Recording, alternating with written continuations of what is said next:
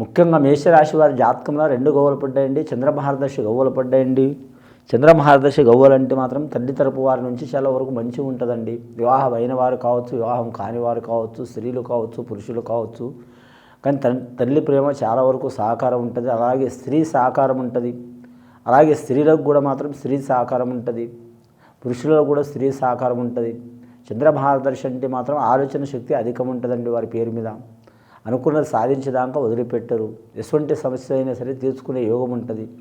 కానీ ఈ రాశి వారి జాతకంలో చూడాలంటే మాత్రం గవ్వల శాస్త్ర ప్రకారం అయితే శుభయోగం పడ్డదండి వారి పేరు మీద. కాకపోతే నీలాప నిందలు వచ్చే అవకాశాలు ఉంటాయి. ఎందుకంటే చంద్రుడి మీదనే చాలా వరకు మాత్రం చంద్రుడిని చూసినందుకు మాత్రం వినాయక చవితి ఘడియలో ఎట్లా నీలాప నిందలు ఉన్నాయి, చంద్రగ్రహం ప్రకారం చంద్రదోషం ఉన్న వారికి నీలాప నిందలు వస్తాయి. ఈ రాశి వారికి మాత్రం చంద్రుడు శుభస్థానంలో ఉన్నాడు. కానీ మాత్రం గవ్వల శాస్త్ర ప్రకారం శుభస్థానంలో ఉన్నాడు. జాతక శాస్త్ర ప్రకారం మాత్రం పంచాంగ శాస్త్ర ప్రకారం చంద్రస్థానం మంచిగా లేదు కాబట్టి కొన్ని ఇబ్బందులు కూడా వచ్చే అవకాశాలు ఉన్నాయి. కానీ ధన విషయంలో మాత్రం మంచి నీళ్ళ లెక్క ఖర్చు అయ్యే అవకాశం ఉంది. ముఖ్యంగా మాత్రం వస్త్ర వ్యాపారం, బియ్యం వ్యాపారం, ముత్యాల వ్యాపారం చేసేవారికి కలిసి వస్తుంది. కానీ మాత్రం వీరి జాతకాన్ని వస్త్రాధారణ విషయంలో మాత్రం వైట్ రంగు కలర్ ఒకటి. రెండవది మాత్రం వీరి జాతకంలో పాల వ్యాపారం కూడా కలిసి వచ్చే అవకాశం ఉంటుంది. అలాగే మాత్రం ఎరుపు వస్త్రం చాలా వరకు మంచిది.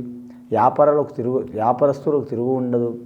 ముఖ్యంగా చంద్రుడి మీద కూడా మాత్రం చంద్రగ్రహణం పట్టుకుని ఉంటుంది కాబట్టి కొన్ని నిందలు వచ్చే అవకాశాలు ఉన్నాయి వీరి జాతక బలానికి. ముఖ్యంగా రాజకీయ రంగం ఉన్నవారికి కలిసి వచ్చే అవకాశాలు ఉంటాయి. సెలబ్రిటీలకు కలిసి వచ్చే అవకాశం ఉంటుంది.